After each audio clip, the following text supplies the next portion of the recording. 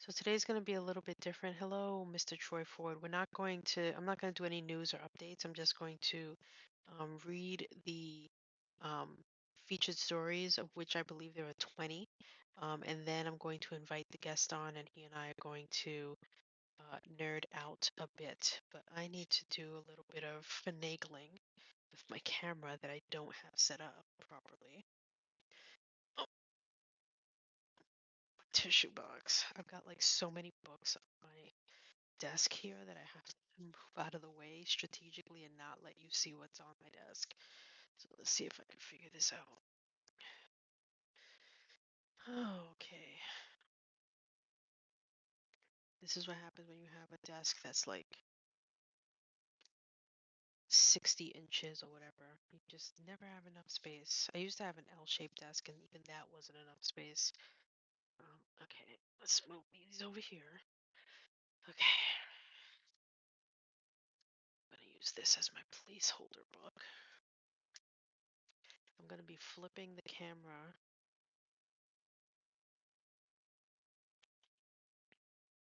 Actually, you know what? I'm going to do that after I do the announcement because if I flip it down, I'm going to be doing the announcement pointing at a book.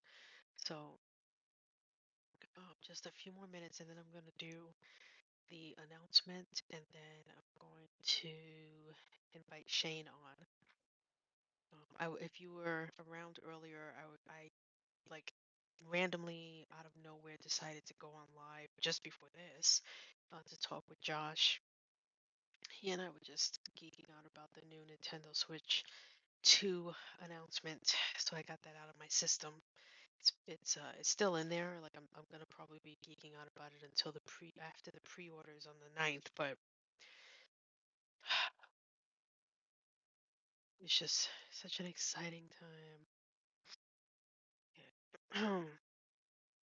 Just checking my work email real quick, making sure there's nothing I need to action right now.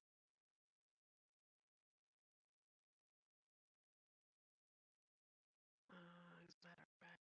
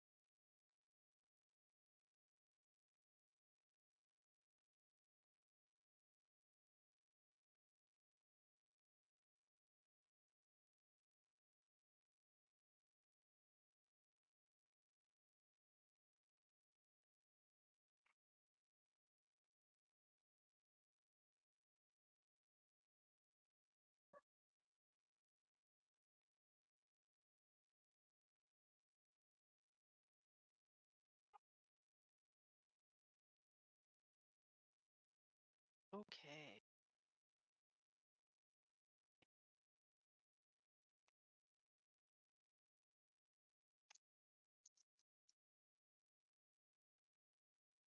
Welcome in, everybody. Welcome in.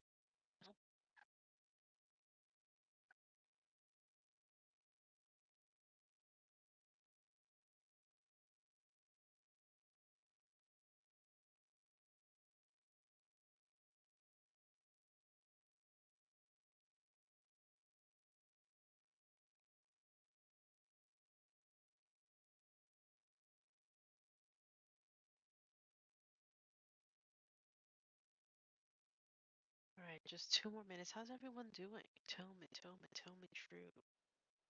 Um, on this wonderful Wednesday. I was about to say Tuesday. I don't know why my brain still thinks it's Tuesday. It's definitely not Tuesday. It's definitely Wednesday. And as my wife likes to say, Wednesday night is Survivor night.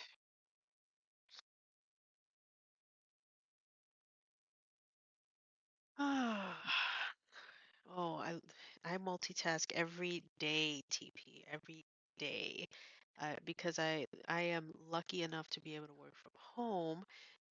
That basically means that I get to, and I have two like massive 32-inch monitors. Um, eek, sorry, oh my God, what I'm doing. Okay, I have two massive 32-inch monitors here, um, and I'm always considering adding a third. But because of that, I am able to. What I do is because I have a PC for work and a Mac for my personal computer. One monitor has my PC up and running so I could do my work stuff. And then the other monitor has my Mac and so I could do my writing and Substack and all that other stuff on the other monitor. So I'm constantly going back and forth between the two monitors, doing all the things. Um,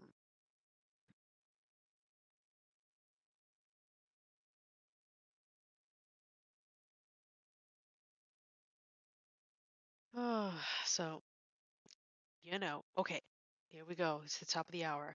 All right, everyone, let's do this. I'm gonna shrink this so that it's closer to me. Okay.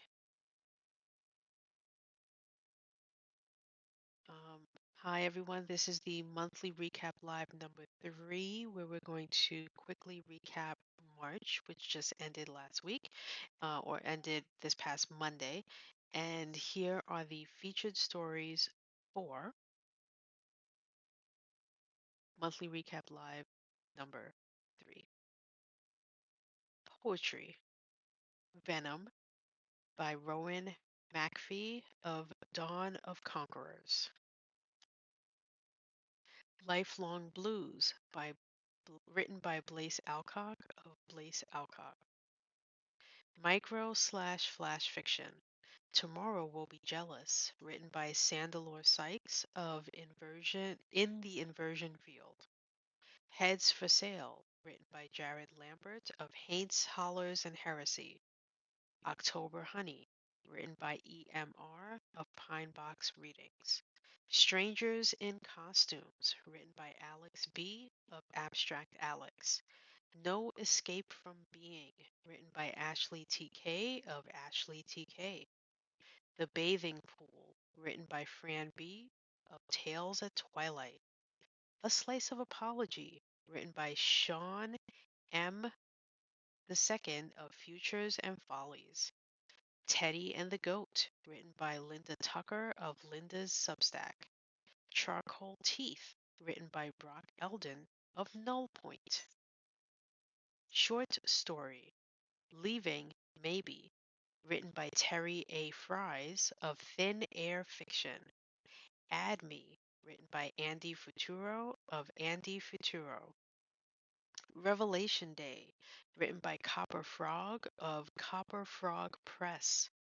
DRH 1138, written by Brian Reindell of Future Thief. Recount, written by Ben Sims of Short Stories Once a Month. Twisted Lullaby, written by Vanechka of Nova Nevedoma. Serial, Valley of the Gods Part 1, written by Josh Tatter of Josh Tatter Has Thoughts. Twilight in the Lemon Grove, Departures, Episode 40, written by Ben Wakeman of Catch and Release. Deranged Smile, The Haunting of Watermill Valley, Chapter 5, written by K. M. Bennett. Okay, and just a reminder that these were all stories that were written between March 1st and March 28th. And now, without further ado, I'm going to invite on our guest. And with any luck, he's going to be needing a few minutes as well to adjust his camera. Let's see. Hello. Hey Erica, how are you? Hi. I was just saying, with any luck, you'll need a few minutes to adjust your camera too. Yeah, I'm still trying to get used to this live stream stuff, to be I honest. know, me too. It's like I've been doing it, for a really long time, but live stream on your desktop computer is different than live stream on your phone.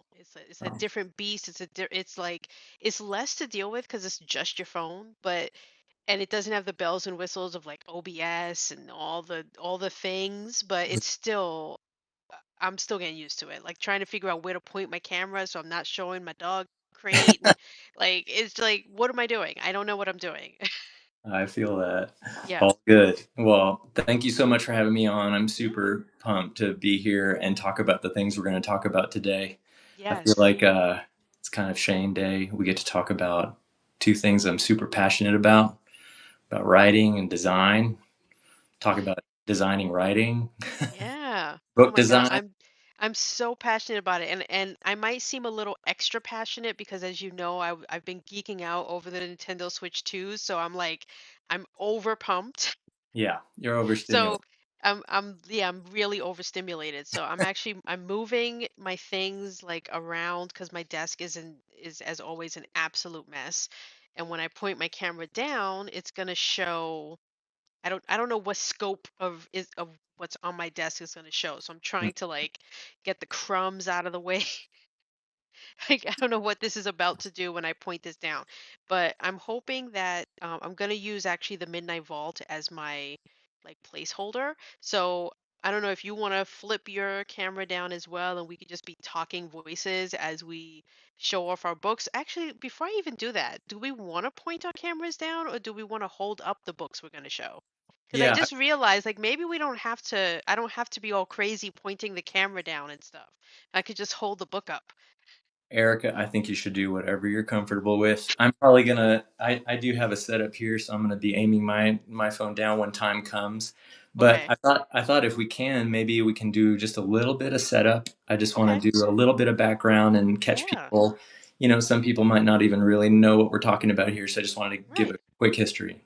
Totally. So, Let's do it. yeah, so just to get started, and to note, yeah, the whole setup for this discussion, I'm excited. We're going to talk about the Midnight Vault first. I've We're going to start there, and I've I'll got mine ready to go. heck yeah. And then the part I'm really excited about is you and I are going to compare notes. You gave us some homework to select a book from our Right. personal library.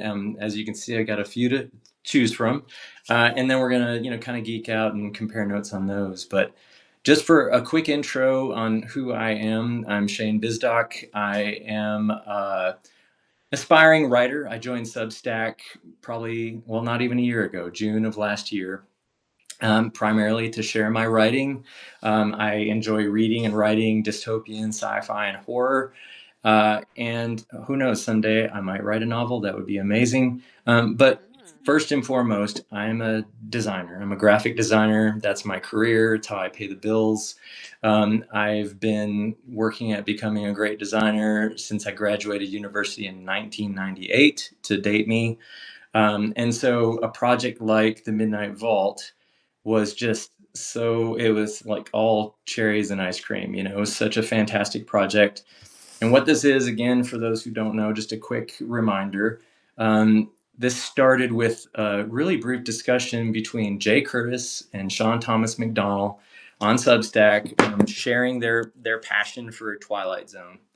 And that turned into an invitation. They reached out to a bunch of writers on Substack. I just happened to be in the right place at the right time, and got invited to, along with 29 other authors and a musician. And we created a collection of stories, to honor the 66th anniversary of the show's airing. And that was in November of last year. All the stories launched simultaneously, again with some original music by Nolan Green, and it was well received. And the success of that collection, known as the Substack Zone, spurred Shawn and Jay to consider publishing it as an ebook and printed anthology. And fast forward a few months, and we have a 404-page book. I'm holding it in my hand. You can order it from just about anywhere you can buy books online, and I'm still struggling to believe that this is real. Every day I look at this thing and I'm like, wow, it's amazing. And Yeah. again, just such a cool project for someone. I love writing. I got to contribute a story, and I love designing. And they asked me if I wanted to design the book, and I jumped at it. So here we are. And I do have some questions about it. So Do you want to spend the time now talking about this, or do you want to just do the books that we selected, and then we could spend the rest of the time talking about uh, how you put together Midnight Vault? What would you like to do? Where would you like to start? Um, well, we can start with our favorite book, and I want to preface this by Do it. saying I cheated a bit. Why am I not Because surprised, Erica? okay, so I picked my favorite book. However, my favorite book I happen to have six different versions of. Okay. All And right. so six different editions. And so I was like, is am I going to get away with what I just did? Yeah, I think I am. So my favorite book, and it's the reason why I have six different sets of this book, and I've mentioned it multiple times before, and if people don't believe me, you're about to see the six different sets that I have of this book, two of which I'm still in the middle of collecting because they haven't all been released yet, Okay. this particular set. But I'm going to show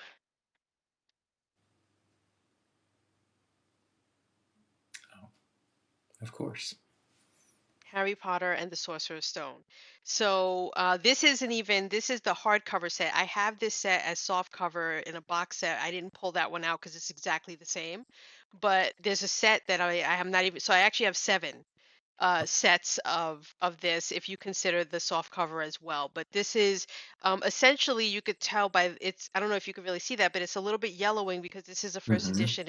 I got it when it first came out. My mom the memory I have of Harry Potter is my mom reading it to me Oh, yeah. every night going to bed. And she read it to me, and I'm not ashamed to say, all the way through when I was in high school. My Awesome. last memory of Harry Potter is when I had to read it on my own when I went to college because I didn't have my mom to read it to me every night. So when I was in high school, yes, I am not ashamed to say it, my mom read Harry Potter to me before I went to bed. She would because I loved hearing the sound of her voice, and so she That's wanted amazing. to read the books as well. So it just made sense to just have her read it to myself and my brother every night. And so it was I want to say, just not to date myself, but book five I believe is the book where I was in college. And I had to go to the midnight party to get that book. But I wanted to pick Harry Potter, and Great. I'll look at the interior just this is the original interior, which what I love, um, just to go through them a bit quickly, is really the idea of having the image with the title. Yeah. Um, but they each do something a bit differently, and I won't show all of them, but I do have um, which is the Sorcerer's Stone. And so I split this in half for myself. I have three versions that are the Sorcerer's Stone, and three versions that are the UK Philosopher's Stone.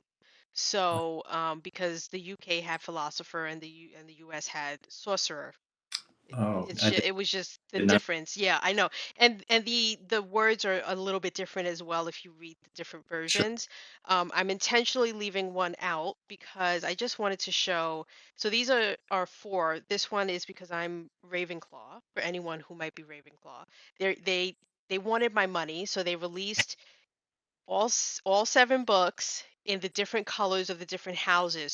Oh, So they wow. said, please go out and buy the books again in your house color. And I said, sure. Here's my money. Take it now. So I've got these, but the ones that are my favorite are the ones that I don't have the complete set for because, like I said, they are still coming out. The first one is the coffee table version of the Yeah. books. Nice. And these are illustrated. So they're illustrated by Jim Kay. And I just want to give a small shout out to the man, the myth, the legend that is Jim Kay because he's now sick. And because he's sick, he is unable to put all that he can into illustrating these books. So the four books have come out that he's able to do. I'm looking at the other ones right now. Wait, why do I have four there and one in my hand? Did he come out with five? Okay, the five books are out. Sorry, I miscounted. But book 6 and 7, he has to partner with someone to help him, Oh wow. Yeah. because he's sick and unable to really like I forget what he has. I don't want to misdiagnose him, but I know that Jim Kay unfortunately is not able to put the dedication needed. If you know the Harry Potter books, you know they're big and they're epic, and so the last two books are just too much, and so they had to bring on another person to assist him to illustrate these, and God willing, he's able to live long enough to work on the other books. But I have all the ones that are out right now, which are 5 of them, and so this is just the first one. I just wanted to show, I mean, it's just the level of detail is just kind of astounding. That's Hagrid. Um and Oh it's just wow. Yeah. really just so well done. And then the last one, I'm sorry, I know I cheated, even though they're all the same book. So technically I didn't cheat. So, Um, this one is also being released right now. The fourth book, I pre-ordered it, so when it comes out, I will get it. And these are the Mina Lima books. I don't know if you're familiar with the artwork of Mina Lima, but um, they've asked. This is I think they have a duo. It's two people, and they do a lot of classic work. They do like Peter Pan, got Alice in Wonderland, but then they were asked to do J.K. Rowling. And what's so interesting, it's I have to hold it very carefully if you see how the pages are, because as you read through it, and this is the edition, it's either going to be this one or this one that I'm going to read to my son when he's old enough for me to read these to him. awesome. I decided like they're just so special.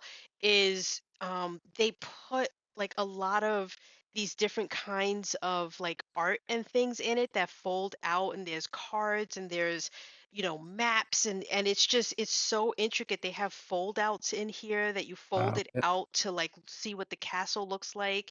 It's very like, and they had to put um a lot of this like paper here to keep the art and make sure it stays Yeah. neat and tidy. And so I have not opened and looked at every page of this book or the other two that I have, because it's so, I feel like so delicate. I almost didn't even want to open it out of the shrink wrap, but I knew I had to because I want Oh to read yeah. it from here and give my son the experience of the reality of, if you know the books of Harry Potter, the way they get to their dorm room is they walk through a frame. And so this is the frame, and they made it so that, and the paper Oh, just that's fell out, great. that you open it to walk through it. And I'm just like, how cool is that, that they did that to give you that kind of visual aspect of it. And I know this is taking it like like three steps too far in terms of, how artwork can be done. And they also made it, I don't know if I can make it work, but they added a feature here where I can't really pull it, but it makes her eyes move. Oh You yeah. can't really see it, like her, Yeah. there it goes. Her eyes can move back and forth because they're supposed to be real and alive in the frame. But anyway, I just I just find the interior that they where they started from just a little image at the top of each chapter heading, Yeah. a baby swaddling of Harry Potter, to where they ended up with a book that's just so alive with so many details in each page that you turn, is just so fascinating to me. And so here's where I expect the Midnight Vault to end up. Um, I'll, I'll give you the That would same length of that would time. be This amazing. they had about 25 years, so 25, All 30 right. years. So I'm not gonna make you do it faster. Okay, Yeah. you get the It'll same be. timeline, but I expect this level of advancement with each new edition that you release of the Midnight Vault. Well, I No think pressure. given the amount of detail there, it might take us that long to produce something of that scale. So that's No that pressure, is no pretty epic. rush, you to because I don't even know if you illustrate in this way, so that gives you 35 years to to illustrate, get good at or illustration. to partner with someone who can Yeah. illustrate this well. You can still design the headers for every chapter, but, you know, Got to take it, push it one how step further. amazing would it be to bring to life some of the Midnight Vault stories in that way, Oh yeah, right? it would I be mean, amazing. I think that's the way to go. But anyway, so that's my one book. It's a good Thank pick. you for letting me share my one book. Um, It's a And I'm good sure pick. you followed the rules and picked one book, right? Hell no. Are you crazy? No, I very much did the same thing. And I think what's interesting is will be the contrast in our selections. So let me grab them. And surely y'all are familiar with this little publisher called Penguin Books. Oh, of course. Of course. Been around forever, one of the most venerable publishers in the world, in the late 30s, they were doing some experimenting. They created this small experimental release called King Penguin Books. Mm. And they're really just focused on super niche topics, very esoteric things. And they're even like kind of micro-sized. And the thing about them, as opposed to a lot of what you think of Penguin, which is these sparsely designed covers, these all had really unique and illustrated covers, which are really great. And so they started publishing these. The first one was published in November of 1939. Literally, the invasion of Poland, if you think about time wise. So the Mm-hmm. invasion of Poland happened just a month prior, so starting World War II. So this was happening during that time. It went all the way up until 1959. They published about 72 volumes, 72 editions. And I snagged these. I got about a dozen of them from a little bookstore in Seattle. We were visiting, and Mm-hmm. you always go into any bookstore you find, and saw these and snatched them up because they were just too cool.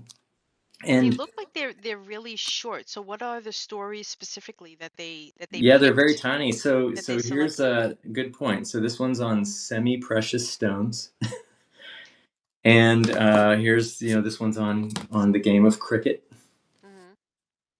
Here's So they're not really beach reads. They're kind of like oh pamphlet yeah, reads. no, they're right. They're They're kind of like they touch on just very unique niche things, right. collections. This one's on moss, different kinds of mosses. It's one of my favorite books I of the mean, bunch. we're dealing with a moss invasion, so you could send that over. Let Yeah, me learn about moss. but I think the cool part about these, again, given the time that they were published, Hmm. this was pre-computer, so this is all being done with metal casted type, Right. and everything's very manual. But Yeah. I love with such little things, they put a lot of sweat into the design of the type, Right. and I just love how delicate it is. And again, they just there's not much to it, but what is there has been highly considered. Right. So this one was published in 1950.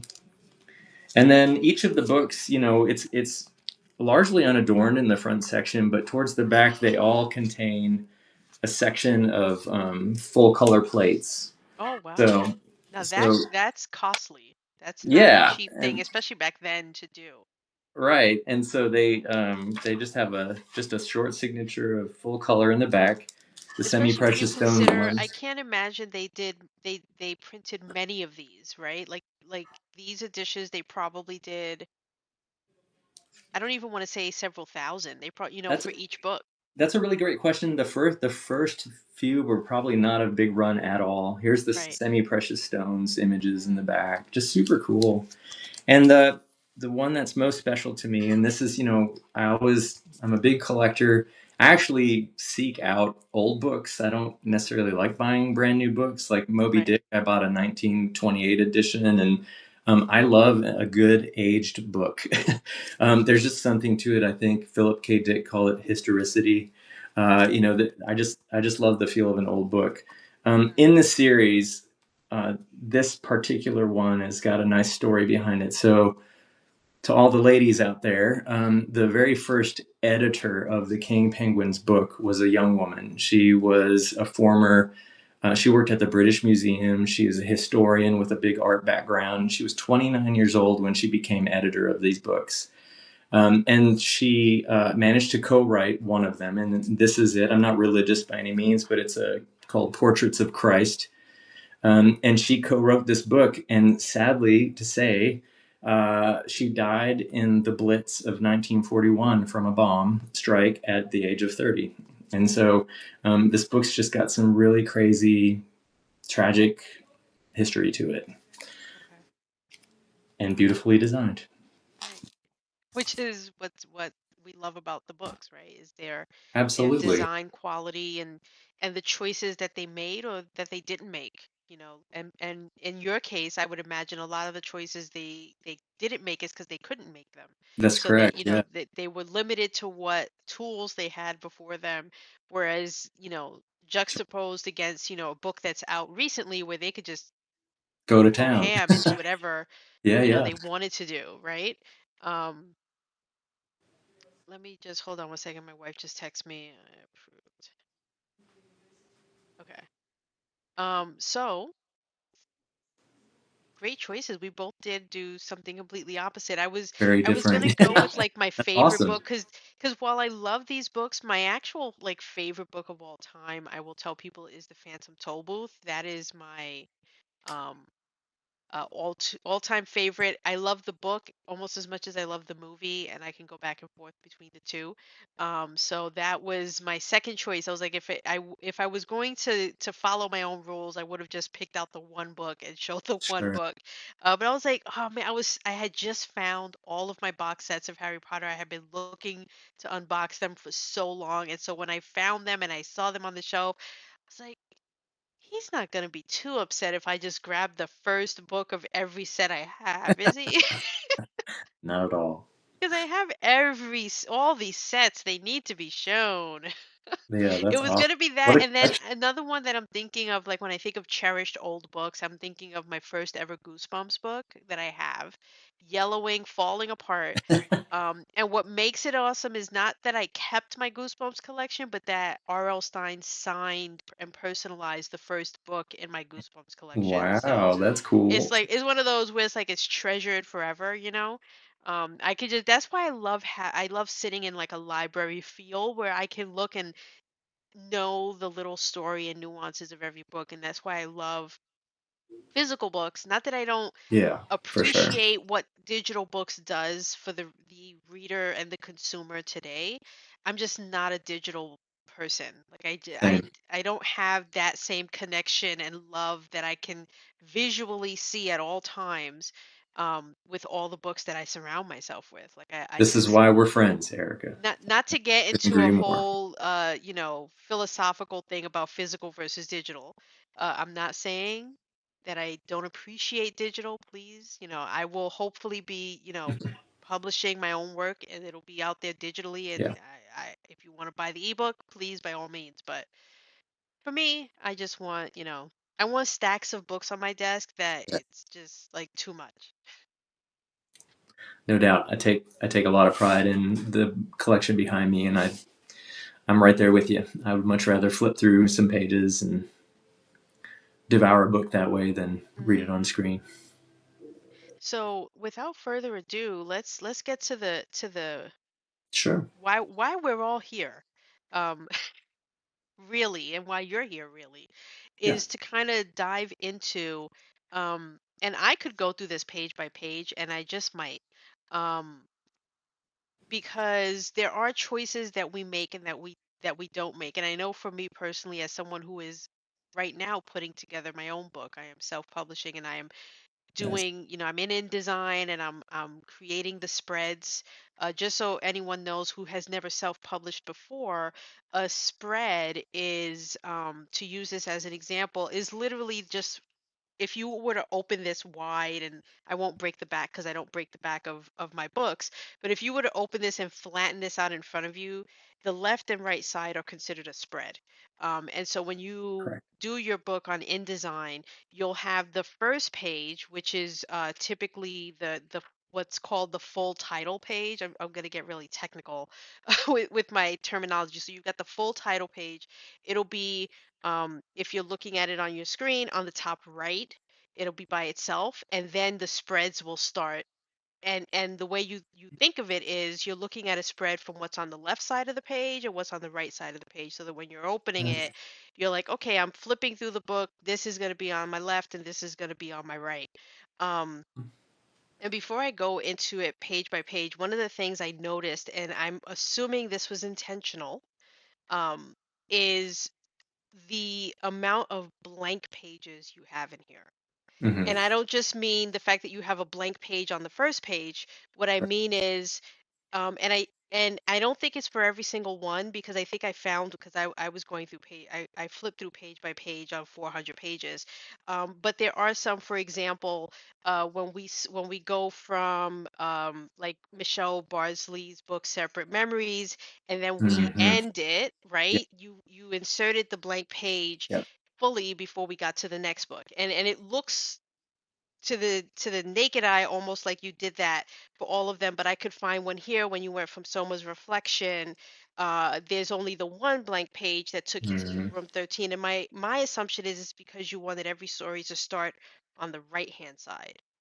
That's And that's absolutely why you may or may not have, but there were some of them where I think you put the white page in there because you didn't want a story to end on the left and then correct. start on the right. You wanted to give the reader a break and then turn the page to start the next story. That's exactly right. I mean, for Okay. whether right or wrong, because again, I'm not a professional book designer. I've never designed a Right. whole book myself, so some of this is Hmm. just instinct, and a lot of referencing other books, of course. But Of course. you're exactly right. I think there's a little bit of a different, or maybe a big difference, when you're designing a single book from a single author that's a continuous story throughout. It makes sense Right. to just kind of merge it all together. Right. But in It here we've doesn't got matter if the chapter starts on the left or the that's right. right. It's just a That's right. continuous story. Yeah. But in here, we've got 29 distinct, unique stories, and I really wanted to give each story the space that it deserved, and to let the reader know that they're about to jump into a very different experience. And so I wanted that blank left side and the chapter start on the right. That is Mhm. correct. Okay. Yeah, I picked up on that, and I was gonna ask, like, I assume that was intentional because I can't say that I've looked at the depth and breadth of all collections of books. I do have several because I'm about to do a collection myself. So there is a difference between a collection that's all one person and a collection that's a bunch of people. So if you wouldn't mind sharing, like, what were some of the collections you may have picked up either that you own already or that you went on like Barnes and Noble or Amazon to kind of look up, like, what are some collections out there so that I can get a feel for the interior or even the exterior of the book design. Yeah, I mean, the only thing I really referenced other books for was literally the technical parts, Okay, like the So dimensions of the book and stuff dimensions, like that. common margins. Right. I did, it was really answering a bunch of the stuff, the nitty gritty that I didn't really know. That someone like a Nathaniel Roy, who's a professional book designer here on Substack, who really knows his stuff, wouldn't even think twice about it. Would be like, of course it's Right. done this way. But I Right. had to learn all of those things. So like, what's a safe margin so that we can get the text out of the gutter, Right. the crease of the page so that people can Right. read it, and what are And proper that's margins. something, Yep. let's get technical for a second because I know there are people watching and people who will be watching who may not be familiar with that. And so if you're entering the realm of you're going into InDesign or any other program that will help you design a book outside of a digital program to help you design an ebook, but you're designing a print book. Because I've found this on some self-published books that I own that I wish, people had taken the time to, if they had just looked this up, to Yeah. understand the purpose of it. Yep. So specifically, let's get in the gutter for a second, Okay. um, if I you like that. will. Usually So trying to get out of it, but I yes, know, but let's get get into into the it. gutter. So what is the gutter? So the gutter are essentially you've got the top margin, you've got the bottom margin, and with books, there is no real left or right margin. They're actually called something different. They're called the outside margin, which is the margin on the outside. So the part that is over here on the outside. And then there's the inside, which is also known as the gutter Mhm. margin. And typically, the inside margin is going to be wider Correct. than the outside margin. Why? Because if you have a book as thick and as robust as what Shane has here, the further in you get, if you're someone like me who doesn't like to break the back, and I don't, I cradle so that I don't break the Yes. back, and I'm just like opening it without doing much damage, Yeah. right? You want to be able to open it like this and Yeah. still see the words as they go into the gutter. If you've Right. got them going too far in, you would end up having to break the book in order to Yeah. see the words, and the just the ability to read it would just be ruined because you're like, well, I can't see what's going on all the way in the, in what's called the gutter of the book. So just keep that in mind when you're doing margins, when you're doing inside versus outside, top versus bottom. They are very important. And the gutter is probably the most important because you want to make sure that you're allowing for a, if you're writing a George R. Martin type book where it's 1100 pages, Yeah. that gutter can kill you. Yeah. Because you don't want your readers to be trying to rip open a page to That's right. read the whole thing. So, and the gutter changes. Like that's why they have all these calculators, right? Like Amazon has a great KDP calculator that I'll sometimes use, or now I'm using Hmm. uh uh the name just went right. Who am I using? Ingram Spark. Ingram Oh Spark yeah. also has a calculator. Some of them they want you to do your own math, and other ones they say, give us your page count, give us your this. And sometimes your page count can change once you have what you want your outside and your inside margins to be, and you start to put it together. You might think it's 300 pages, but once you start getting into what I now want to move on to with you, getting into the nitty gritty, is you are a hyphen man. Can I call you that? Can I call you a hyphen man? I So guess, so I've is noticed that a good thing or? that and I can't find any because it's few and far between, but there are people who will hyphenate and people who hate hyphenation. Mhm. So they will because the option is there if you don't like hyphens to remove them, and if you do to keep them. So what is your hyphen uh Yeah. So the belief tricky part, system?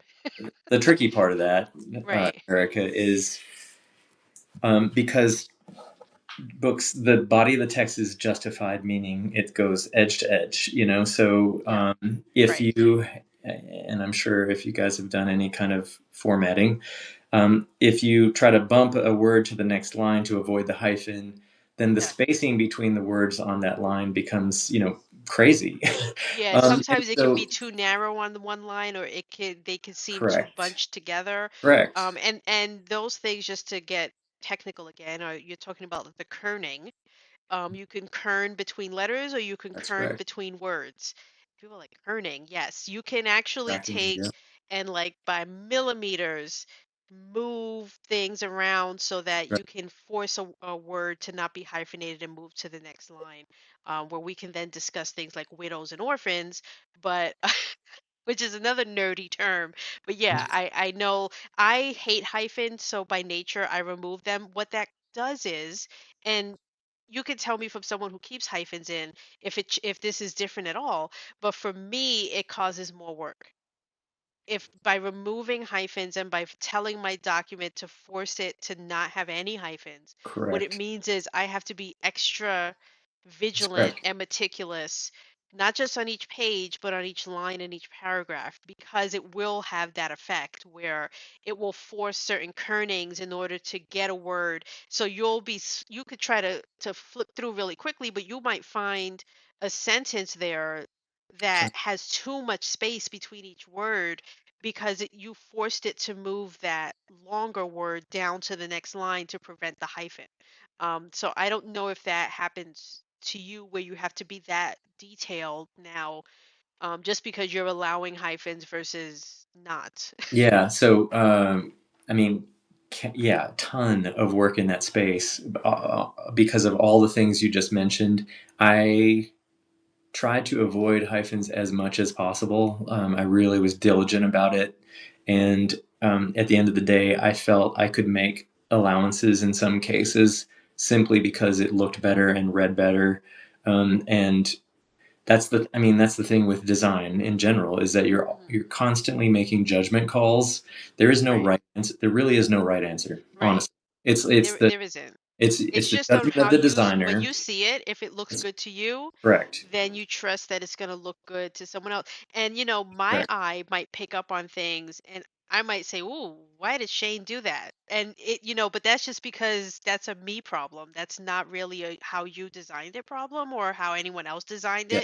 it. But I feel there are some core things that do and should carry over regardless of how you choose to design, and one of them Haley in the chat just brought up, and so I want to bring it up too because I have noticed this again on self-published books, and I don't Hmm. want to harp too much, but we are here self-publishing, right? So let's talk about it. Is justified. Hmm. It should always be justified. Look at other people's work. There's no excuse to not know that. That Yeah. if you're going to self publish your work, and I tell people this all the time, we are not Penguin, we are not Random House, we are not Hatchet. So, if you want to look like them and you want people to take you seriously, like they That's right. take those books seriously, those bestsellers, it will hurt no one for you to pick up the books on your shelf, to open them up, So true. and to see what they look like. So true, Okay? Erica. It Um, it hurts.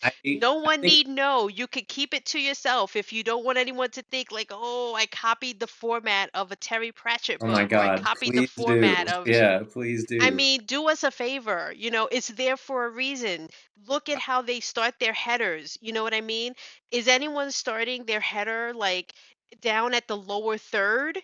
Right. No. That you know what I mean? Like just take a Yeah, peek. there's some conventions that absolutely need to be followed and should be followed. Right. If you're breaking those conventions, it should be for a really good A reason. really good I mean, reason. It's and a to lot of me the design. justified reason is not a justifiable reason. Like Yeah. there is no Yes. justification for not justifying your work unless it's poetry. Okay, poetry is the Yeah. only one Yeah. obviously that you Yeah. don't justify because it's Yep. poetry, but otherwise, please, for the love of Pete. I look at book design like people who are designing their own books, kind of like cooking in a way. I know a lot of people who have this romantic notion of cooking, and they think, "Oh, I don't need to measure. I'm just going to make magic by throwing this in and that in." And by not following a recipe, they usually end up making something that tastes like crap. Especially if you're Um, baking. I feel like Especially if you're baking, baking. you have if you're not following the recipe, I don't want to try what you just baked. I'm That sorry. Like absolutely, yeah, it's going it's to taste not like happening. cardboard. And Right. so same thing with book design. There are things that are in place and used commonly for a reason, and some of it is stylistic, some of it is Right. like subjective, but a lot of it is to help the reader be able to read the damn book. And And to understand that they're reading something that wasn't thrown together, because correct. there is something to be said about certain fantasy books look the same, and they Hmm. intentionally look the same so that when you pick it up by looking at Sure. the cover, you're getting fantasy. They know when you open it that it's possible that you might be getting a book where each chapter is from the point of view of a character. So the chapter headings are the name of a character. I'm using George R. R. Martin for that one. That's what he does, right? So that's a Yeah. fantasy choice that he makes. There's, others where they just start with chapter one, chapter two. You might Mhm. decide to do Roman numerals. You might decide to write the word out, or you might decide to put the number one.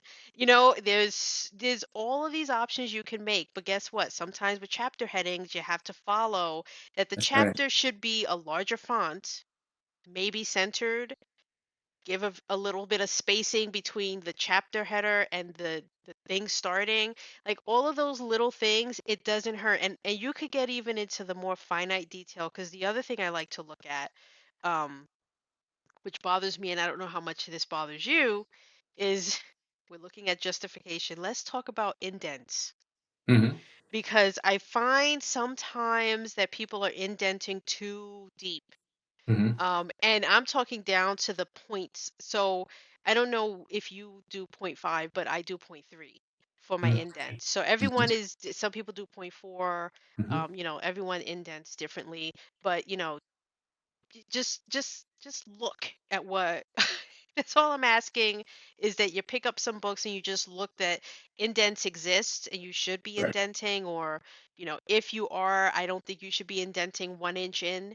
That might be a little too deep into the page, into the first line. Some don't indent the first line, and that's okay. Yep. Some, like what you did, I believe, if I'm not mistaken, did bold Yeah. Start on the first line, each person. right? So Yep. that's a choice too. Where he didn't indent and you use bold. See, I pay attention. I'm investigating the book here. And Indeed. then some people will, use a bigger for the first letter, make it so big Yep. that it creeps into the second and third line. Initial It's a tab. design choice, and Yeah. that's sometimes fantasy I find will do that. Yep. Um, so Yes. just throwing those little nuances that you Yeah. might want to look at when you're trying to figure out, and I tell people this all the time, what kind of book are you writing? Are you writing fantasy?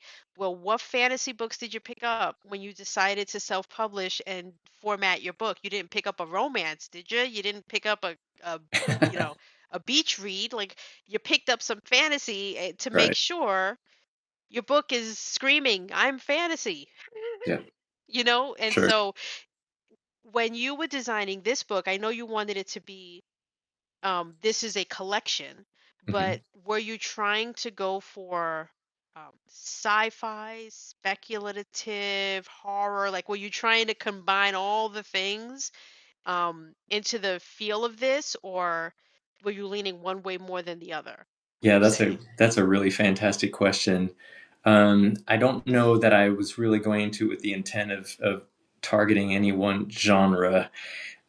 Where I think starting broader, Erica, I see kind of two camps of design. There's a camp that is all about craft and making things look beautiful. It's about the aesthetics. Hmm. And then there's another part of it that's more conceptual and about ideas. And both are great, perfectly good. I put a lot of value in baking like some kind of concept or idea into the work that I do. So for me, it was understanding like where the stories kind of sit, and then what's the best idea to visualize Right. the story. And I would like to think that I checked the box on the concept part. The image actually has dual meaning. So for most readers, I would think, anybody just glancing at this book, you see the Midnight Vault. The first word you read is midnight. I would say most readers are going to see a thin sliver of a waning crescent moon. Hmm. And that's great. That's exactly what I want them to see. But if you think about this, if you ponder the cover longer, hopefully you'll also connect with that it could be the opening of a vault door. So around vault doors opening, there's light pouring out. And so that to me is kind of like, man, such a success on the image on the cover. I was so proud of this solve. I think giving viewers kind of a little bit of a puzzle to solve, you Hmm. create that like aha moment for them, Right. and that's a huge success in my opinion. So I was really proud of how this turned out. The original sketch for the cover actually had stars around the moon, but it just narrowed the interpretation too much. It didn't allow for the other interpretation. So removing the stars and just putting it on just a plain, simple black or a blackish blue background really left it open for interpretation, kind of more of an abstract representation. So really Right. pleased with how it turned. And looking, going into the details and the little nuances of certain stories, there is a few, playing on text. So Hmm. how you chose to display, Yeah. if it's a text or any other type of like, here's a it's a the story is a script, so it's showing it like Oh, the different pages of the script and everything like that. So the different yeah. Andy nuances and, Fugero. yeah, of the different choices you made, and how easy or challenging was it for you to be given 29 stories where almost half of them have that unique element to them, where it's not simply the story, like almost like copy paste, make sure the paragraphs are right, make sure the indentations are good, okay, we move on. But now you get stopped like every other story of like, wait, we've got text, I want to put it in a box, I want to make Right. sure I can separate that this person's talking versus that person, like all of those little I nuances love that. was, I love that you're calling that out. I love that yeah. you're calling that out. I mean, that was so intentional from the very beginning. In a way, I guess it's kind of flexing on the fact that, hey, we're not using a template here. This is a Yeah. designer going in and, again, like understanding the content and trying to make each story special in its own way, Mhm. and taking advantage of those opportunities to just make it come alive a little bit more. Like, several of the stories made use of kind of text message conversations, like you pointed out. Yeah. And so I just knew, it's like, well, why do that in just text when I can make it look like the real thing? Right, And because you could easily have, I don't want to say phone it in, but yeah, you could have easily totally. italicized that and said, Exactly. okay, it's showing that it's text because it's like, or just done a harder indent so Yep. that it would have just been further in, and then people would have known this is a separate situation. But you took the extra step, and why not? We're in an age where you can do that. Exactly. And it's not your problem. It's for That's the the best printer to reason. print it right? That's the So it's best like, reason, Erica, is why not? yeah, right, why wouldn't yeah, why wouldn't you do that? yeah, Edith's story, the right, character has finds some handwritten notes, and right. for me, it's also like keeping the user in the story, their imagination, and kind of helping to support the storytelling through visuals, is the goal. And so just adding and sprinkling those in. I like that you called out Andy Futuro's story as well. That little rascal. He made this like totally different format from anybody else, and Right, it and was one thing I found very interesting intricate, is when I but saw that, I was it was like, worth it. there's no way, and I liked what you did because you could have tried to make each page on its own page, right? Yeah, right. But Yeah, yeah. which would have been so difficult because some pages were obviously longer than others. Like page 5 is just a paragraph, and then page 6 is like several, so that would have left you with too much white page or white space. So you did just signify like this is page 1, this is page 2. Yeah. You could have gone crazy And with how you did his. yeah, and technically what he's doing is it's written to be like a graphic novel. Right. And so what you're reading really is dialogue, but you're also reading, in a sense, art direction for an Right, it's art. direction to the artist on what to Correct. So draw, what you're to those illustrate. strike Yeah. lines for different pages are meant to say, "Hey, this is a new page for copy A and new art." panel, right? It would be like a new, Yeah, like yeah, this page has it's one really cool. panel, and the panel is just supposed to be this big image or whatever. Yeah, Yeah, yeah. he's always experimenting with different formats. I love that Right. about his writing. So I know you have a hard out in 10 minutes. So for these next five, I thought we could talk a little bit about font choice Mhm. because Oh yeah. when you do something like this and you decide to take those risks or those challenges of having different ways to show different design choices, you had to have three, four, maybe even a dozen different fonts to keep track of and to pick the right ones for Edith's, for instance, to make sure that the handwriting looked legible but looked like handwriting, or that the text was clean and crisp because you went with a sans serif font, Hmm. and obviously that was a design choice to separate it from the serif font of the rest of the document. So did you, I'm sure you considered all of these little nuances and details when you were going through to say, in order to show that this is a handwritten note, I'm going to use this font, and I got to look at all these handwriting fonts to make sure I'm picking one that doesn't look too hokey. It That's doesn't right. look too, it's not cursive, it's print, it's not too child. Like all of these thoughts in your head when picking out all of these fonts you had to now juggle for this book. That's a great question, and I love ending on typography. Of all the things to worship in design, for me, typography is absolutely at the top of the pyramid. You can do so much with it, and it really does dictate the overall vibe and feel of a work. I want to start first with the typeface that I selected for the title of the book. It's called Orpheus, and I found it on Adobe Fonts. Anyone with an Adobe Font subscription can access this typeface. But when I found it, it was kind of game changing for the book. It really answered on the vibe I was looking for, which was kind of, I suppose, like a sophisticated horror. Hmm. And it just had kind of a haunting feel to it. But the beauty of it is, of course, it came in several different weights and styles. It came in regular and compressed and condensed, Hmm. and bold, light.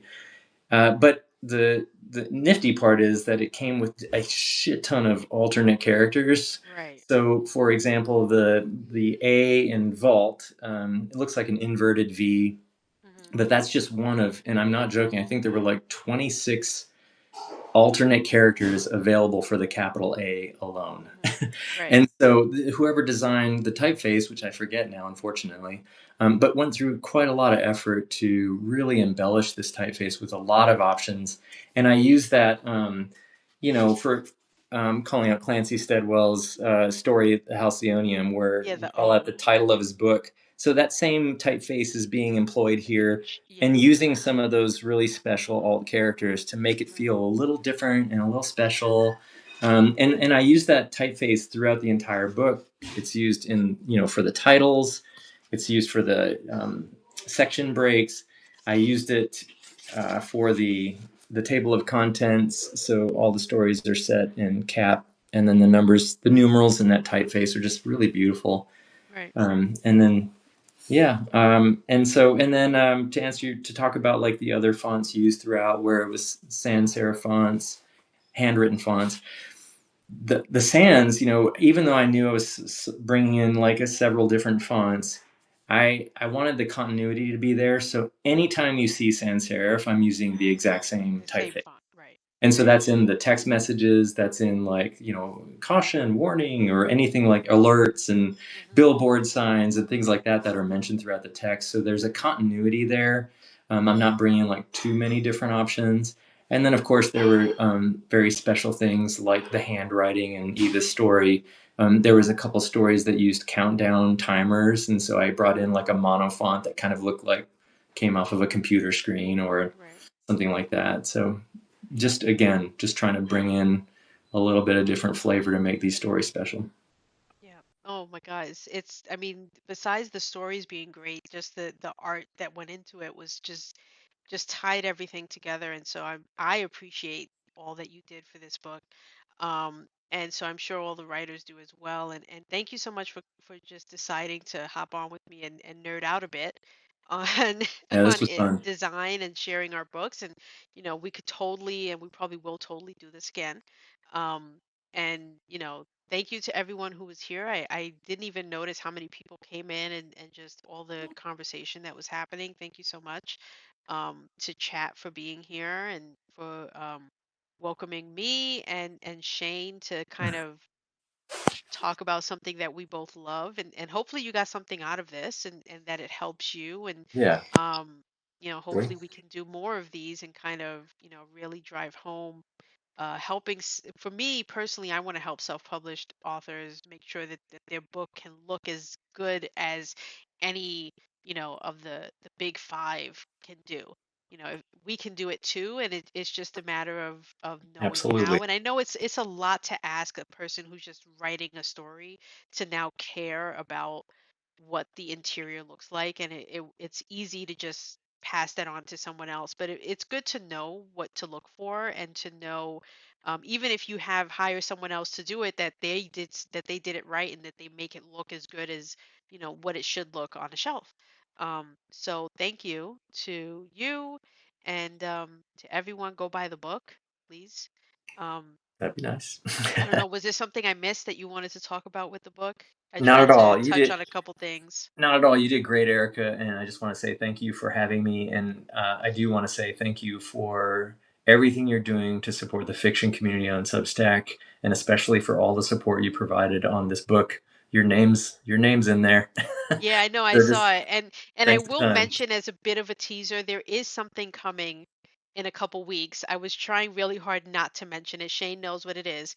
And I'm not telling anyone what it is, but just know that in a couple weeks something is coming that will continue the Midnight Vault viralness of it all. So just look out for that in a couple weeks. But that's all I'm going to give you about it. And so let's say goodbye to Shane, who's got to go. And I will see you guys on Monday, April 7th, for the next weekly live. So thank you. Thanks for the awesome comments, everyone. Yep. Appreciate it. Bye. Bye.